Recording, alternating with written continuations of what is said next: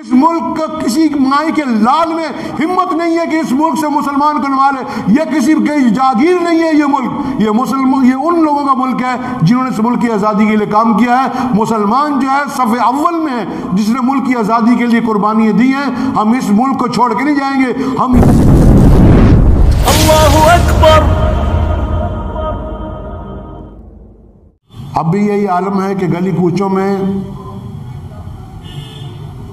شیو سینا والے پاکستان کا نام لے کے مسلمانوں کو گالیاں دیتے ہیں اور مسلمانوں کو دھمکاتے ہیں. تو پاکستان کا نام لے کے مسلمانوں کو دھمکانا چھوڑ دیں. دنیا کے حالات بدل چکے ہیں. ہر قوم جو ہے اپنی عزت کی بقا کے لیے قربانی دینے کے لیے تیار رہتی ہے. مسلمان ہندوستان کا اس 70 سالہ تاریخ میں اٹھا کے دیکھیے کہ جتنے بھی جاسوسی کانڈ ہوئے ہیں, جتنے بھی بڑے بڑے غدار ہوئے ہیں, ان میں کسی مسلمان کا نام نہیں ہے. ان میں انہی لوگوں کا نام ہے جو اس وقت ملک کی حکومت پہ قابض ہیں. کسی مسلمان نے غداری نہیں کی. مسلمانوں کا تو نام استعمال کر رہے ہیں. اس ملک میں کشمیری ہونا جرم ہے. اگر کشمیری بچے کسی کالج میں یا اسکول میں پڑھتے ہیں اور کسی جگہ بھی بم بلاسٹ ہو جاتا ہے تو سب سے پہلے ان کو گالیاں, ان کے ماں باپ کو گالیاں, مسلمان نام کے گالیاں, ان کو کہتے ہیں یہاں سے نکل جاؤ. ایک طرف تو یہ کہتے ہیں کہ آپ کے کشمیر بھارت کا اٹوٹ انگ ہے, دوسری طرف آپ یہ مسلمان کشمیریوں کو اتنا ستاتے ہیں کہ وہ آپ کی مار کی وجہ سے, آپ کے تشدد کی وجہ سے وہ دوسرے لوگوں کے ساتھ مل جاتے ہیں.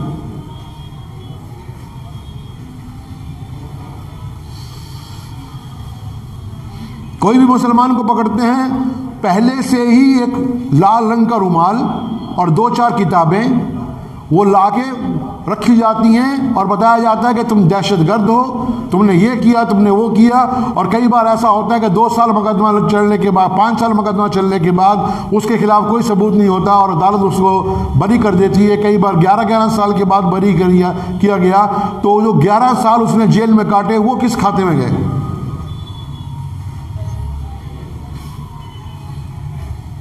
جو قربانیاں ہم نے دی ہیں ملک کی آزادی کے لیے, ہم نے اس لیے نہیں دی تھی کہ آپ ہمارے ساتھ زیادتی کرو.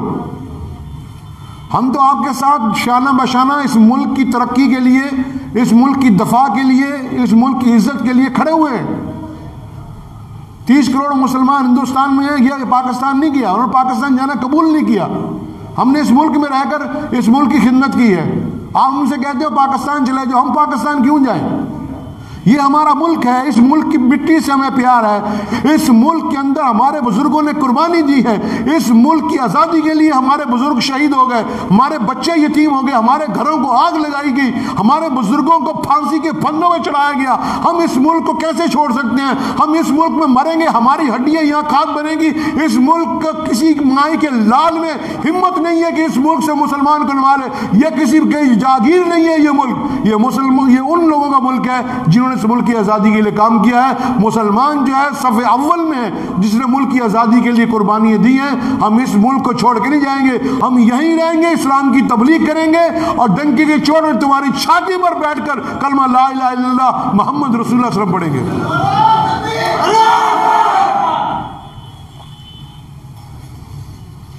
مذاق نہیں ہے کہ بھی آپ کہہ دیں کہ تم چلے جاؤ یہاں سے. ہم کیوں چلے جائیں؟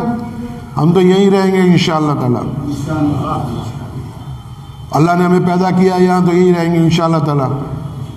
اور اس ملک میں اسلام کی عزت کے لیے, اسلام کی دفاع کے لیے, اسلام کی ہماری بہت بڑی عزت کے لیے, پیارے نبی حضرت محمد مصطفیٰ صلی اللہ علیہ وسلم کی ناموس کے لیے, پیارے نبی صلی اللہ علیہ وسلم کی ختم نبوت کے لیے مسلمان زندگی کے آخری لمحے تک انشاءاللہ تعالی لڑتا رہے گا.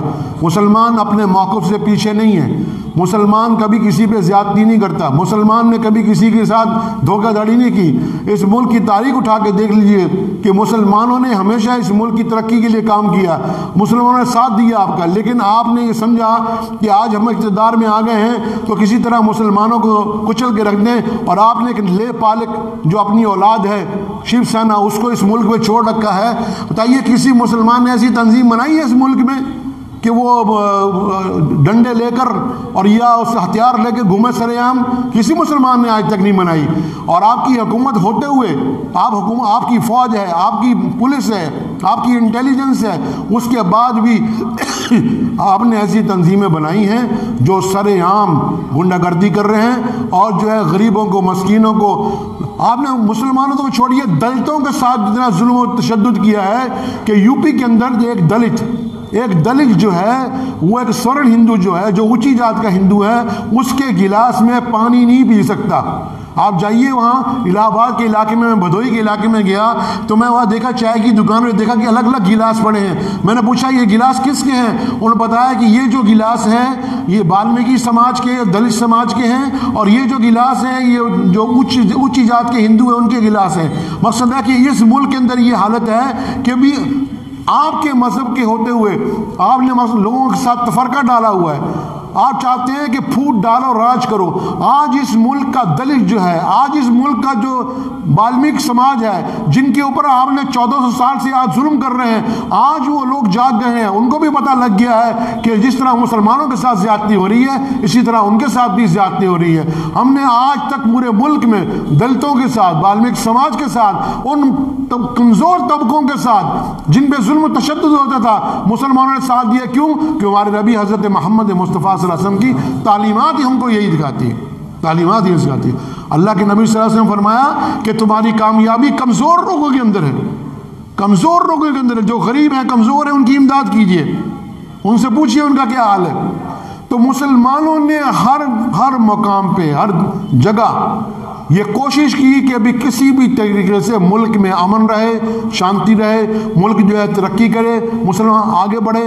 لیکن ہمیشہ جو لوگ تھے جو فرقہ پرست ہیں، جن کا کام یہی ہے کہ وہ ملک کے اندر ہمیشہ سے حالات کو خراب کرنے کی کوشش کرتے ہیں، اور ہمیشہ جب بھی کبھی الیکشن آتا ہے، جب بھی کوئی ایسا واقعہ پیش آتا ہے تو یہ جو ہے اپنے مذہب کے نام سے لوگوں پہ تشدد، ان پہ گولیاں، ان کو گالیاں، ان کو جیلوں میں ڈالنا، یہ کب تک چلے گا؟ ایک وقت آئے گا کہ پورا ملک کے اندر تمام جاتی کے لوگ، تمام جاتیوں کے لوگ جن پہ ظلم و تشدد ہو رہا ہے، جن کے گھروں کو آگ لگائی جاتی ہے، جن کے بچے اٹھا لیے جاتے ہیں، جن کے بچوں کی آنکھوں میں تیزاب ڈال دیا جاتا ہے، وہ سارے کے سارے لوگ ایک دفعہ جاگ جائیں گے، اور پھر آپ کو جگہ نہیں ملے گی اس ملک کے اندر رہنے کے لیے، کیونکہ کب تک ظلم سہتے رہیں گے پورے ملک کے اندر۔ ہر طبقے کے لوگ جو ہیں پریشان ہیں، کیونکہ ہر طبقے کے ساتھ ظلم و تشدد ہو رہا ہے، اور مسلمان جو ہے ہر ایک اس غریب طبقے کے ساتھ ہے جو مظلوم ہے، اور جو اس ملک کے اندر جس کے اوپر زیادتی ہو رہی ہے، ہم ان مظلوموں کے ساتھ مل کر اس ملک کے اندر پھر سے پورے ملک کے اندر مسلمانوں کو اور ان طبقوں کو جن کے ساتھ ظلم و تشدد ہو رہا ہے وہ عزت دلانے کی کوشش کرتے ہیں ہمیشہ، جو عزت جو ہے ہر ایک انسان کو ملنی چاہیے۔ ہماری کوشش رہتی ہے۔ ابھی کئی بار ایسا ہوا ہے کہ جب بھی کبھی کوئی جھگڑا کیا فساد ہوا تو سینکڑوں جو ہے مسلمانوں کو پکڑ کے اندر کر دیا۔ کبھی دیوبند میں گئے تو وہاں پکڑ کے جناب 10 لڑکے پکڑ کے اندر کر دیے، بعد میں پتہ لگا کہ بے قصور ہے۔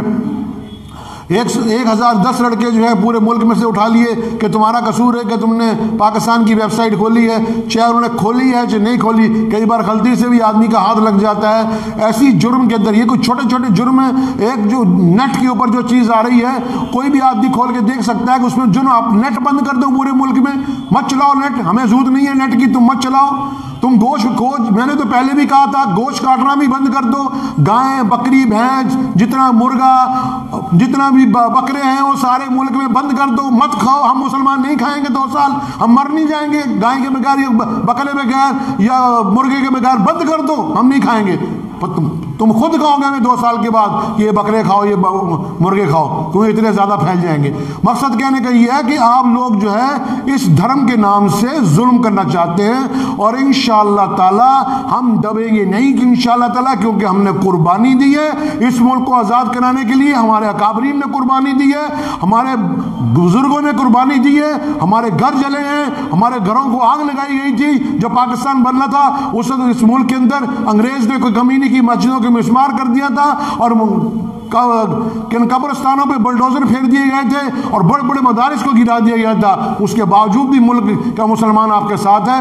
وقت ہو گیا ہے، دعا کیجئے اللہ تعالیٰ مجھے اور آپ سب کو اس کے اوپر عمل کرنے کی توفیق عطا فرمائے۔ مجھے امید ہے کہ آپ کو یہ ویڈیو پسند آئی ہوگی۔